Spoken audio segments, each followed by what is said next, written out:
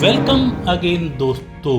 रोहित कभी तो आर्टिकल लिखने लग जाता, कभी बिजनेस करने लग जाता, तो कभी किसी नौकरी की तलाश में निकल पड़ता। उसे अपना करियर समझ ही नहीं आ रहा था।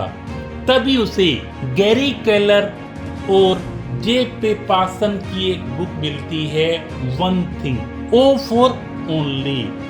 जिंदगी में हमें सिर्फ और सिर्फ एक चीज पे फोकस करना चाहिए जो हमारे लिए प्रायोरिटी पे हो, जो हमारे लिए बहुत ज्यादा जरूरी हो, और फिर 24/7 उसमें खो जाना चाहिए। N for never stop. जैसे एक डोमिनो अपने से दुगने साइज के डोमिनो को गिरा सकता है, वैसे ही हम एक डायरेक्शन से मेहनत करके कुछ भी, जी हाँ, कुछ भी बड़े से बड़ा प्राप्त कर सकते हैं। E for energy.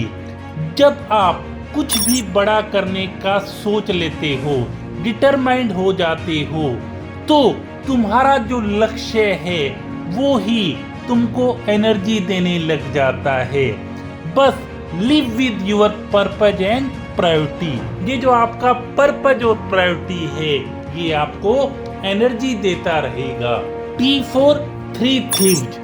इक्वलिटी दिखती है पर ये झूठ है। मल्टीटास्किंग करने की हम कोशिश करते हैं लेकिन हम कर नहीं पाते, ये भी झूठ है।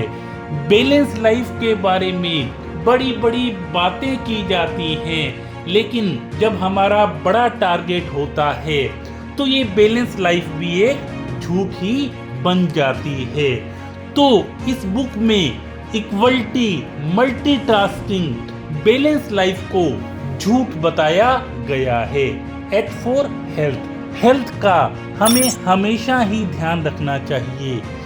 हेल्थ का सेक्रीफाइस करके यदि हम कुछ भी पाते हैं तो वो हमारे काम कभी भी नहीं आता। I for important.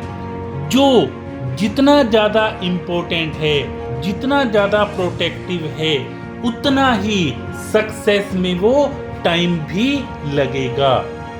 N for no.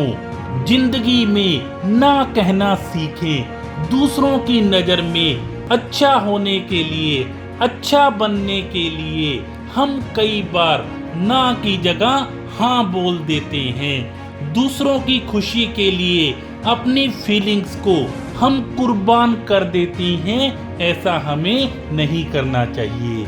Ji for goals.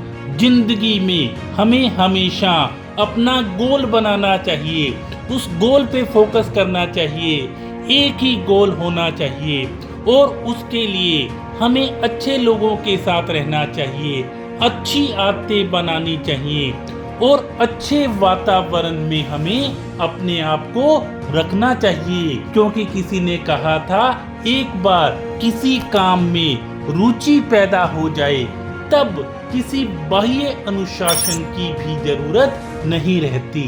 तो दिल से आप अपने आप से पूछ लीजिए कि आपकी प्रायोरिटी क्या है, और फिर उस पे आप फोकस कर दीजिए, तो वो जो वन थिंग है वो आपको मिलकर ही रहेगी। Thank you so much.